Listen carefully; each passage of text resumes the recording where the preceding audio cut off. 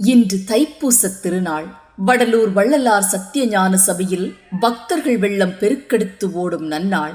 200 ஆண்டுகளுக்கு முன்பு பிறந்தார் ராமலிங்க அடிகளார். 1867ஆம் ஆண்டு வடலூரில் சத்தியஞான சபையை நிறுவினார். 1872ஆம் ஆண்டு முதல் தைப்பூச நாளில் தீபத்தின் ஒளியை 7 திரைகளை விலக்கி காட்டப்படும் போது 70 ஏக்கருக்கும் மேல் பக்தர்கள் கூடி நின்று தரிசிப்பார்கள். சாதி மத இன வேறுபாடின்றி அத்தனை உயிர்களையும் தன்னுயிர் போல் கருதியவர், சமரச சத்திய நெறியை விதைத்தவர், எளியவர்களின் பசியை போக்க அணையா விளக்கை ஏற்றியவர், பசித்த உயிர்க்கு உணவளிக்க அன்னதான சாலையை நிறுவியவர். தைப்பூச நாளன்று 7 திரைகளை விலக்கி தைப்பூச ஜோதி தரிசனம் நடக்கும். பல்லாயிரக்கணக்கான பக்தர்கள் அருட்பெரும் ஜோதி தனிப்பெரும் கருணை என்று முழக்க விடுவார்கள்.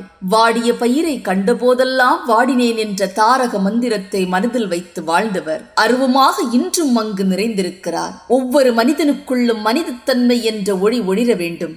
மனிதன் தனக்குள் இருக்கும் கடவுளை காண வேண்டும்.